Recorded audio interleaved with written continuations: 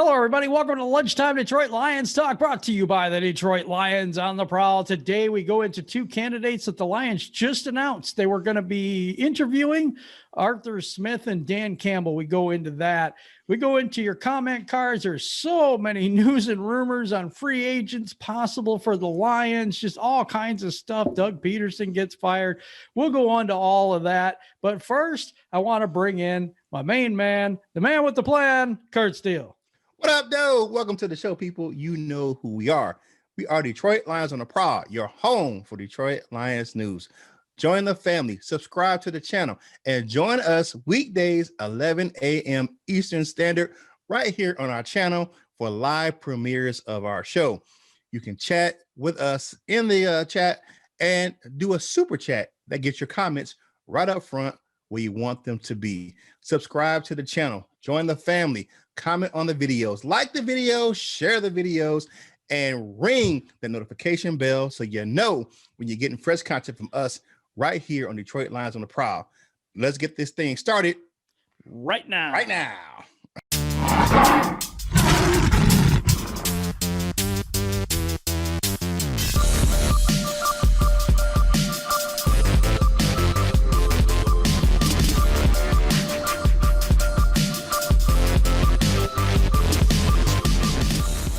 Okay, everybody, welcome back to the show. Let's get this thing started right now. We're going to talk about two head coaches that the Lions are going to bring in the coming week to interview. And let's take it away, Kurt, with Arthur Smith. All right, Arthur Smith is 38 years old. He went to the University of North Carolina. Hey, my son's a Tar Heel. He was born right here in North Carolina. His family, Arthur, has 8 siblings. Boy, that's some busy parents. Wow. His father had Frederick W. Smith, is famous for being the founder of FedEx. Hey, I got a partner, my man, Michael Neal Jr. He works for FedEx. He lives out there in Nashville. Shout out to my man, Michael Neal. Arthur and his wife, Allison, have 3 children together. Let's kind of look at some of his experience. 2006, he was a UNC graduated assistant on the football team. 2007, 2008, he was the Washington Redskins defensive quality assistant. In 2010, he was the Ole Miss defensive intern and administrative assistant. 2011, he was the Tennessee Titans defensive quality control coach. 2012, he was the offensive quality control coach. 2013, he was the Titans offensive line and tight end assistant. In 2014, 2015, he was the Titans assistant tight end coach. 2016 to 2018, he was the Tennessee Titans tight end coach. So he got promoted from assistant to tight end coach. And then from 2019 to the present, he is the Titans offensive coordinator. Wow, he really grew up in that Tennessee system. Like, he just went from a quality control coach to the OC. That is a big jump. He's been there for quite a while. I mean, being from Tennessee, his dad's a FedEx founder. He just kind of grew up in coaching where he lived, where he's from. So that's pretty cool. Let's look at his playing career. All right, so Smith went to high school at Georgetown Preparatory School in North Bethesda, Maryland. There he played offensive line and was a team captain. He also saw action as a defensive tackle. He also participated in track, lacrosse, basketball. In his high school career, Smith was a first-team All-State selection at offensive line, 2-time All-Conference and first-team All-Metro by the Washington Post. Smith was a guard for North Carolina from 2001 to 2005. After a nagging foot injury kept Smith off the field for most of his playing career at University of North Carolina, he would later have surgery on his foot and transition to graduate assistant, jumpstarting his coaching career. Now, here's a few notes of things you kind of look at for Mr. Smith. Smith was promoted to offensive coordinator, replacing Matt LaFleur, who is, of course, you know who he is. He is the Packers head coach. Mm-hmm. All right. In his first year as offensive coordinator, Smith oversaw the highest scoring Titans team in 16 years, with Derrick Henry, Ryan Tannehill, and Jonnu Smith having career years. You look at the transformation of that Tennessee offense the last couple of years since he's been their coordinator. It has been a complete turnaround. I mean, you got rid of Marcus Mariota and brought in Tannehill, and they haven't looked back since. Right. Right. One thing, if every time you say Green Bay Packers, you cringe, you are a Lions fan. I'm just kidding. Yeah. Because we said that, I was like, but yeah, he looks pretty good. I mean, I don't know if he has a lot of experience. To me, he's the offensive side of the ball. He did do defensive quality control and all this stuff. And defensive intern. So he did do some defensive stuff. So I don't know. Yeah, but I do like his run first mentality. I do like that running game he has down there in Tennessee is bananas. I mean, of course, he has the talent with Derrick Henry to have a potent running game, and they have a good offensive line. Now, I'm not saying that Derrick Henry's backups are trash, but when you got the king of the hill, you run him like it's nobody's business. Absolutely. But he's going to be interviewed this week, and we have the dates actually later on in the Detroit Lions news and rumors section. Now, who do you got, my man? I have Dan Campbell. And this is the same Dan Campbell that from 2006 to 2008 was the Detroit Lions tight end. I actually watched him. Yeah, I actually watched him. So Dan Campbell. Former players are sprouting up. Let me tell you, he's 44 years old now, which means I'm old as hell too. His college was Texas A&M. He was drafted by the New York Giants, third round pick, number 7 in the 3rd round. So his playing career, he was 1999 to 2002 with the New York Giants. Then he went 2003 to 2005 to the Dallas Cowgirls. And then 2006 to 2008, he was with our Detroit Lions until he goes to the Aints in 2009. He appeared in 2 Super Bowls as a player, not with us, obviously. One with the New York Giants and the other with the Saints, winning the Super Bowl with the New Orleans Saints. Well, they changed from the Aints to the Saints. Won the Ed Block Courage Award in 2005. Career stats, he had 134 games played, 91 receptions, 934 yards, and 11 touchdowns. Sounds like a season for some of our players. So yeah, that's Travis Kelce right there. That's this season for Kelce. that could be Hawkinson. Yeah, Hawkinson could get those numbers. Yeah, he could. Okay, so his experience as a coach, he has 2010, he was with the Miami Dolphins as a coaching intern. 2011, 2015, he was the tight end coach. Well, obviously, he was a tight end. 2015, Miami Dolphins interim head coach. Holy crap. I remember that. I remember that. I remember him being the interim head coach down there. Yeah, that was pretty big.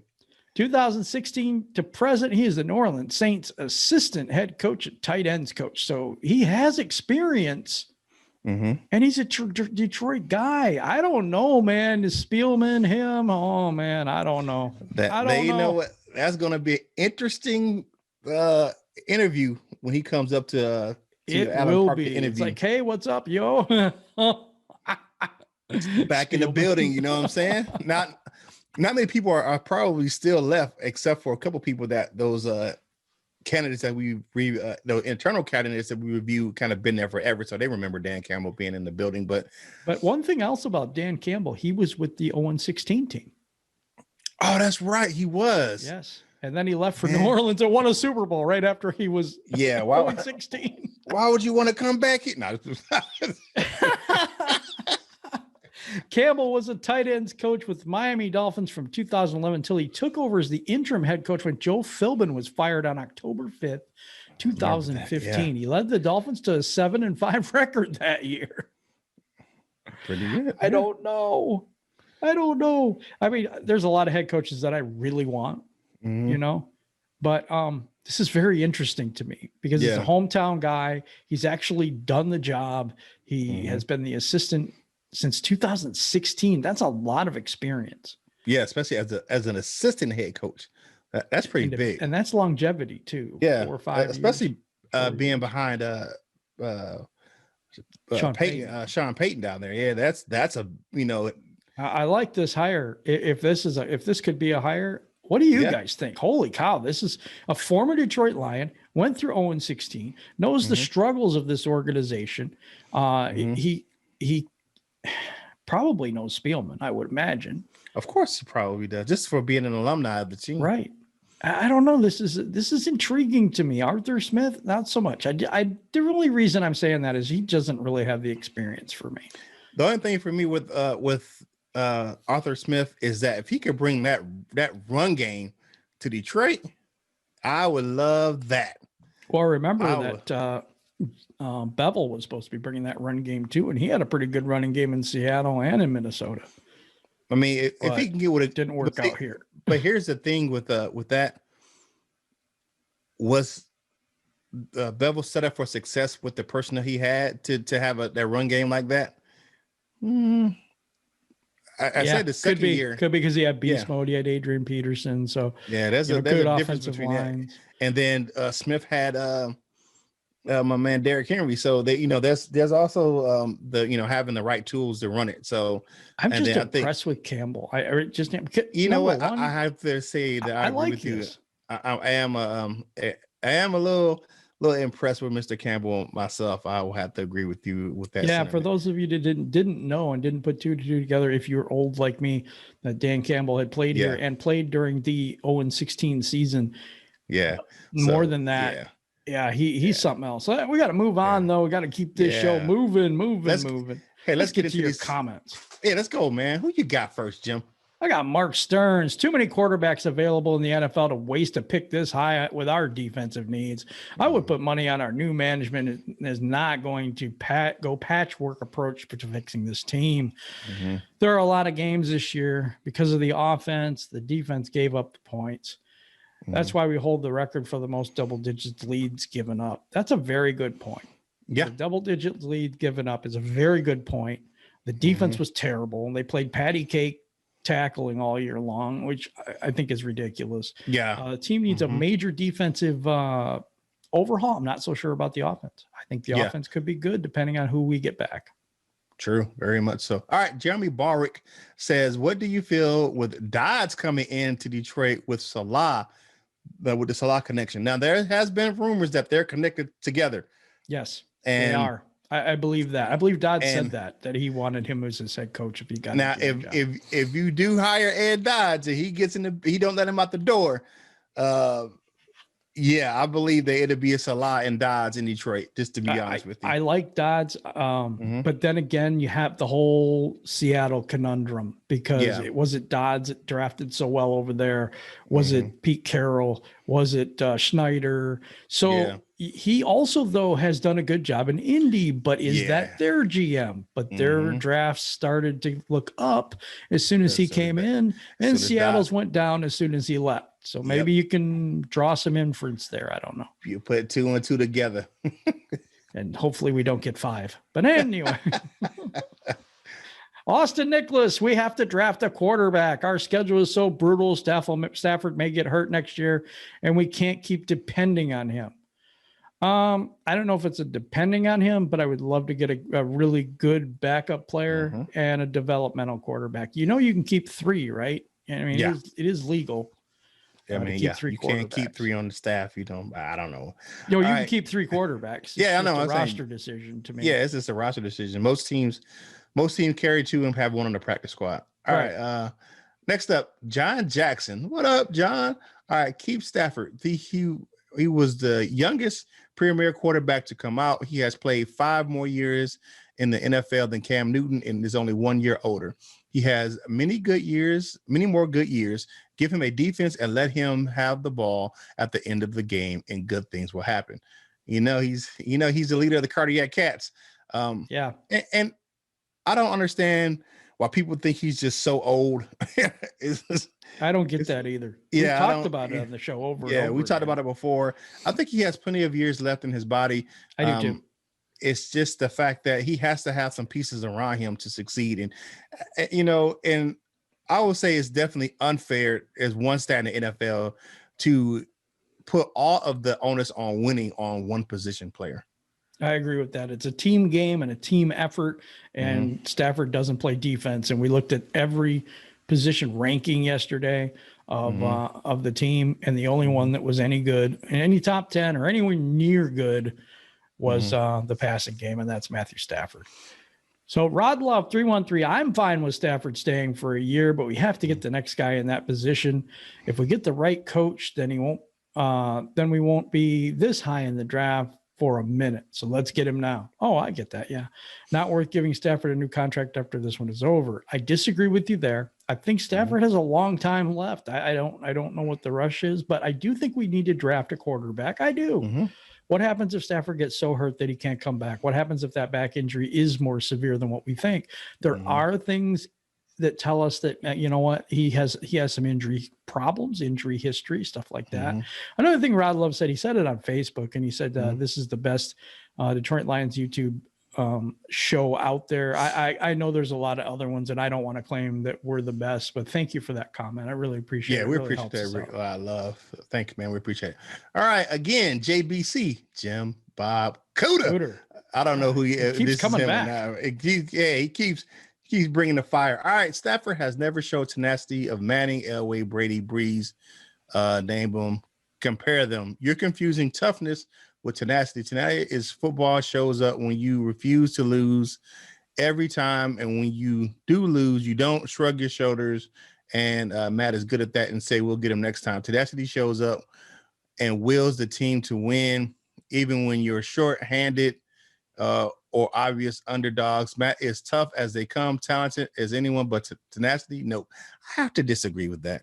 I have to disagree with that. Yep, me too. I mean, how many comeback wins have he had on subpar teams? Yep. Where he puts the team on his shoulders. Put the teams on his back. You know, my wife's a Bears fan, so we talk about this. And Matthew Stafford, they'll be like, I don't know, a few points down, and you know, like 50 seconds left in the game. I'm like, dang, if you had Stafford, I would say, yeah, you got a chance, but no, you got Trubisky, so too bad. Yeah. You know what I'm saying? I mean, it is stuff like that. You can rely on Stafford to come back. Do I think he just shrugs off a loss? No, I see him upset with himself. He's just not he may not be as emotional as some people are. Oh, he's very emotional. You can see him on the sideline saying every word in the book. But here's my point about that is that he shows leadership by not letting it get to him and turning the page, going on to the next game. You may see that as not having tenacity, but I see that as being a leader and trying to not get the rest of his team down. You know? Yeah, I don't. I mean, to have as many comeback wins as he does, that has to show tenacity. I don't get where you're going with that.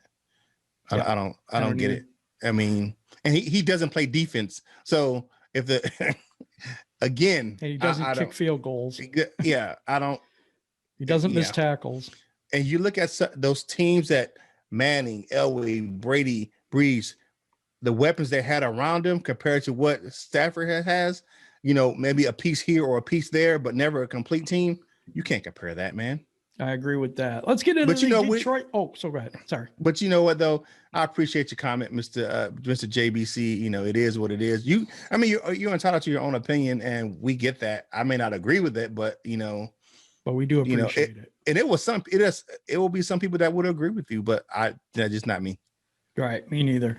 So let's get into the Detroit Lions news and rumors section. Detroit Lions interviewed Dan Campbell and Arthur Smith this week. I just wanted to let you know. So Monday, the 11th, so that's already happened. Dan Campbell. Tuesday, January 5th. That can't be right. Arthur Smith. So it's saying both of these have happened already, unless my days are off in my head. I think no, I don't think Arthur Smith has interviewed yet. I know I think that January Dan Campbell could be incorrect. I know the Lions social media posted that they interviewed Dan Campbell yesterday. Okay, so that's right. So next week they're going to have an interview with Bucs defensive coordinator Todd Bowles. I don't want him.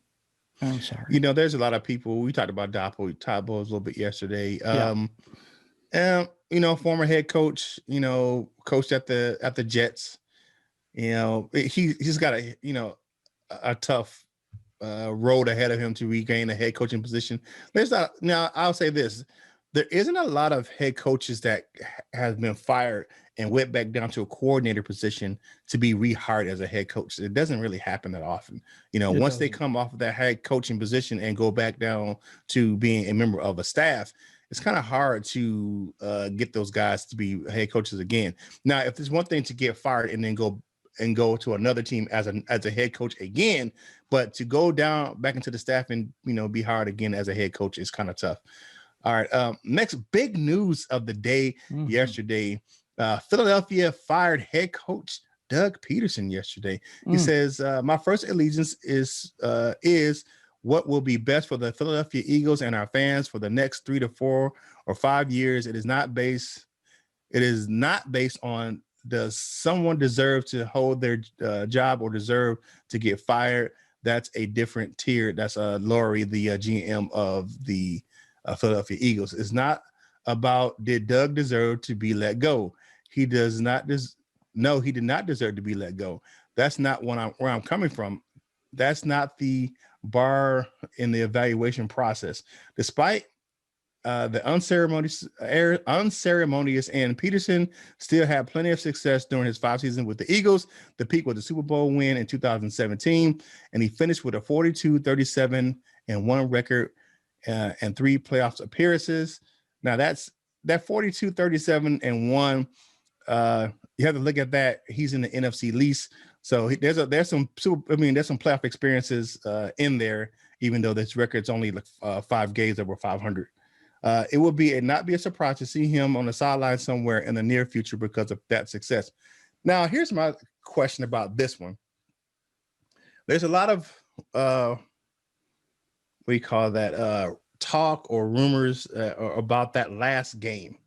You know, a lot of people didn't like, especially in Philadelphia, didn't like what he did in the last game. Benching Jalen Hurts in that last game, it kind of looked like he was, to me, like he kind of tanked that last game, you know, pulling Hurts for this. Yeah, and that may be the reason for him getting fired.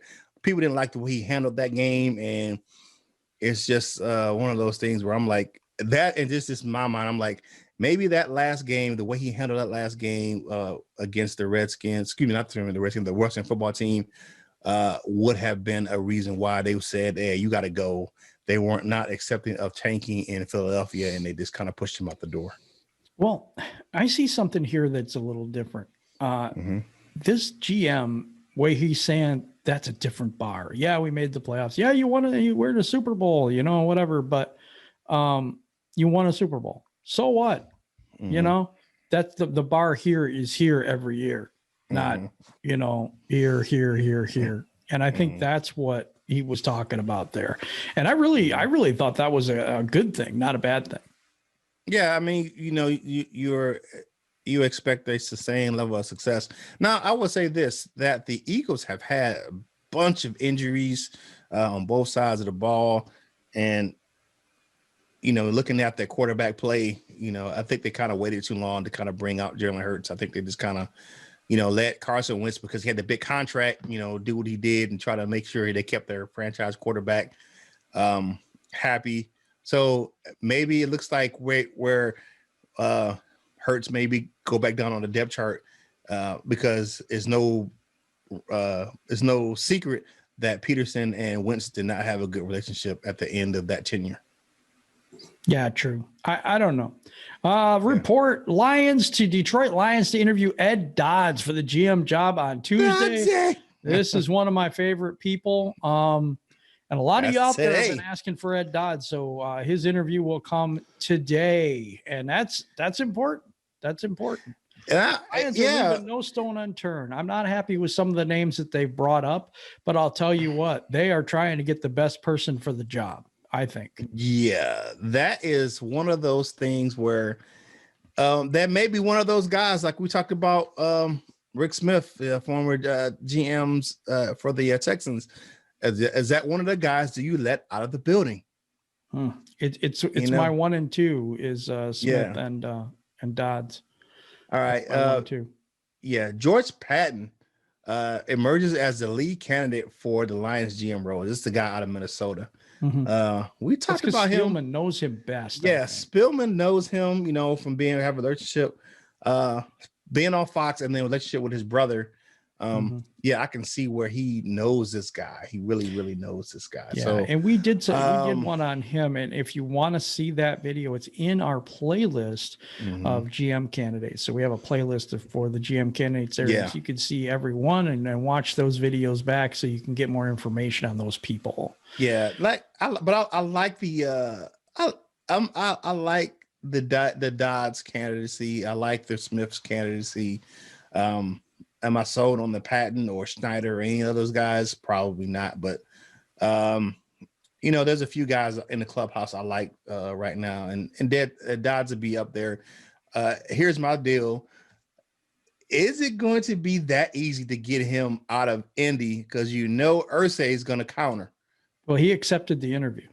Yeah, he accepted the interview. He rejected interviews from Cleveland last year.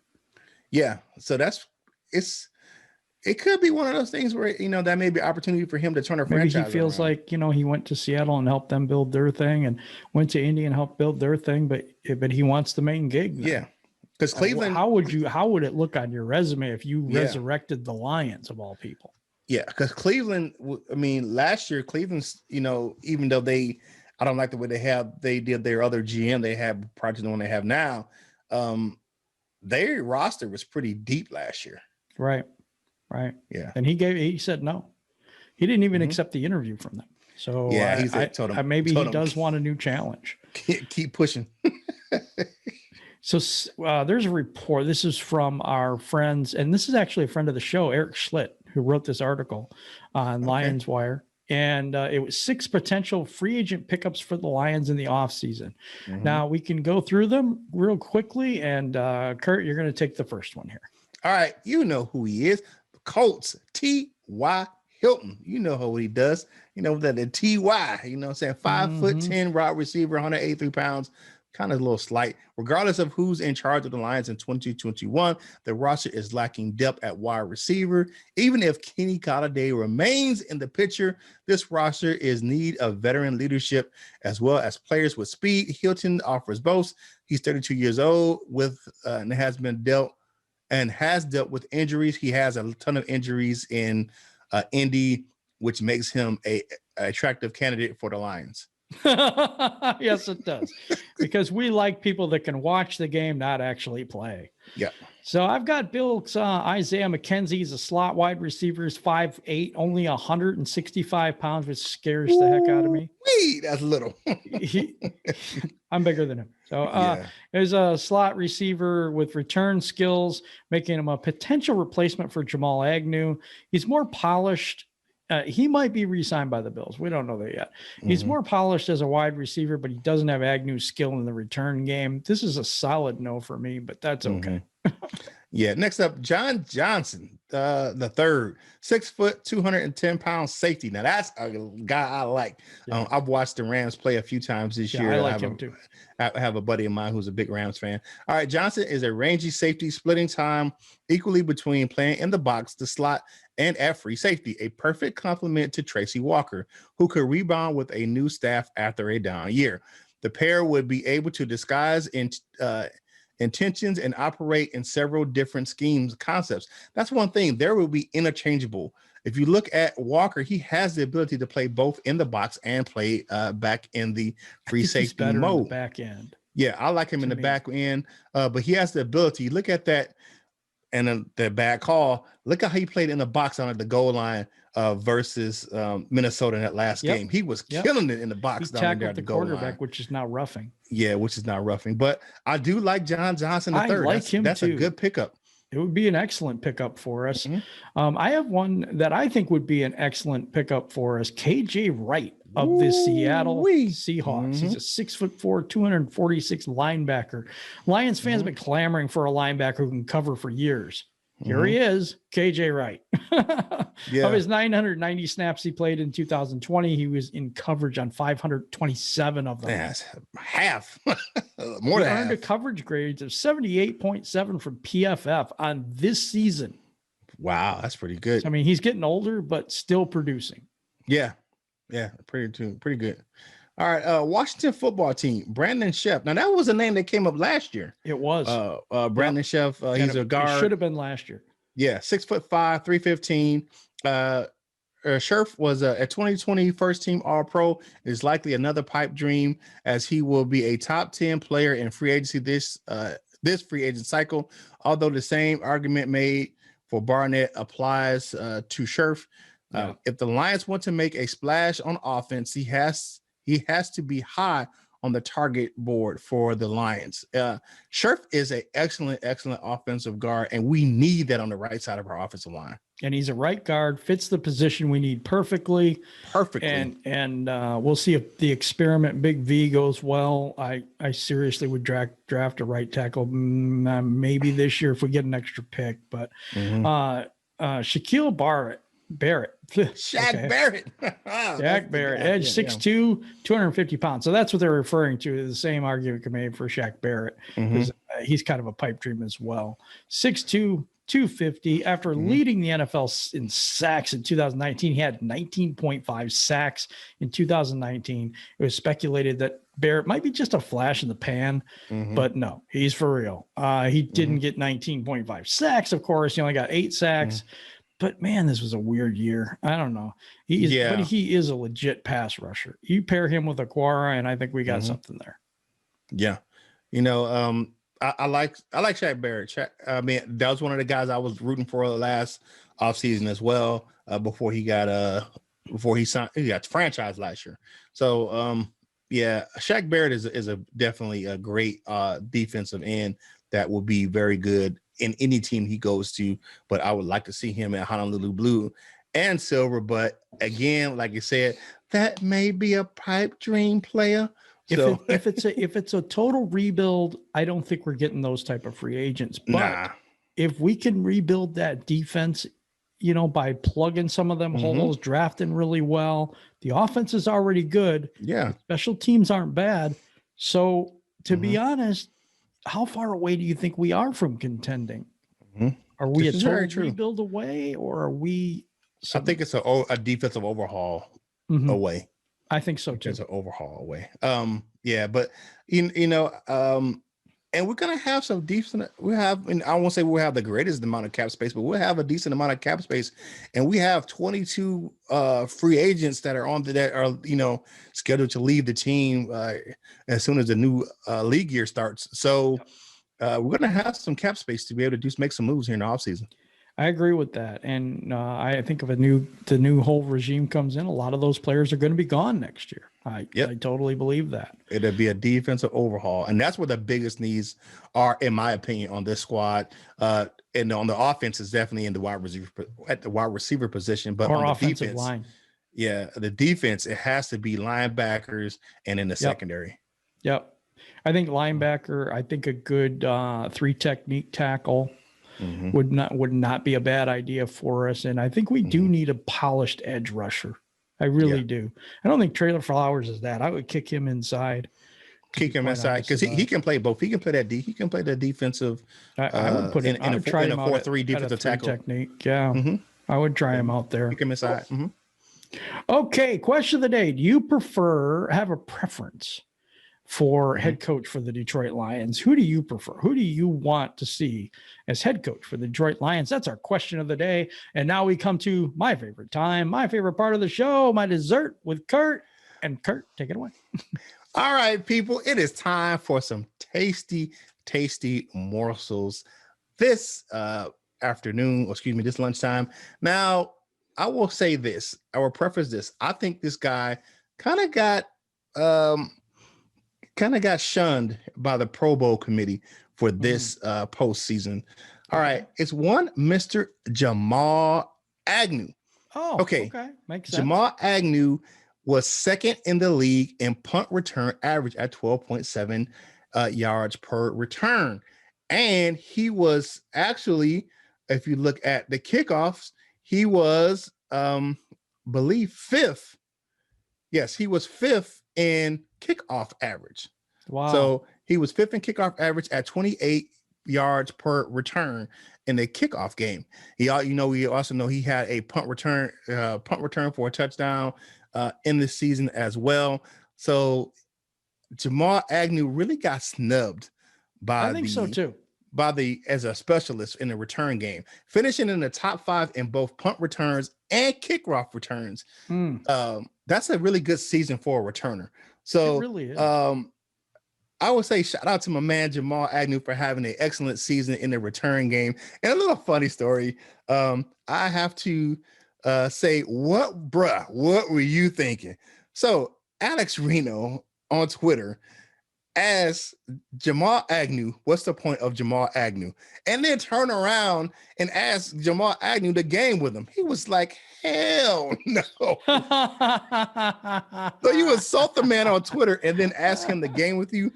Bruh, what were you thinking? What were you thinking? Yeah. Oh, my goodness. That's the dessert for the day. Jamal Agnew finishing second in punt return average and fifth in kickoff return average. What an amazing season for him in the return game for the Detroit Lions this season. Hey guys, we really appreciate each and every one of you. And thank you for your comments. Thank you for subscribing. Thank you for rocking with us. We're growing the Detroit Lions on the Prowl family and really appreciate you. We appreciate our intern, Chris, has the right answer all the time and helps us out with our run sheet and the things that we do here. We really appreciate you, Chris. Just want to give you a shout out on here to, just seriously, does a great job. Okay. All right. Before we get out of here and before we close the show out, I want to give the thanks to one Mr. Jim Bordeaux. If you don't know my story, I am also the host of the Die Hard Dan podcast. And my man Jim has done an excellent job helping me grow my channel over there at Detroit Lions, the Die Hard Dan podcast. Viewership has went through the roof on my videos, averaging a little over 10 about a couple of weeks ago. And now we're getting close to the 300 mark for the last video because Jim helps me out so good over there on the Die Hard Dan podcast. And shout out to my man, Shawnee J over there, my host. Hopefully we can get him on the Detroit Lions on the Prowl one day. So with that being said, my man, Jim, I appreciate your help, brother. Thank you very much. Anytime, man. Looking at the show, you know who we are. We are Detroit Lions on the Prowl, your home for Detroit Lions news. Subscribe to the channel, join the family, comment on the videos, like the videos, join us weekdays right here at 11 a.m. Eastern time for the premieres of our videos. You can join the chat. If you want to do it big time, join a super chat and get your comments right up front where you want them to be. Hey, it is a pleasure to bring you this content weekdays. It is such a good time just talking Detroit Lions with you all the time. It's a great feeling, and it's not a job when you love it so much. So whatever you do in life, you know what you got to do. You got to boss up, ball out, and be the best version of you that you can be. For my man Jim, right here on Detroit Lions on the Prowl, this is Kurt Steele, and we will holler at you real soon.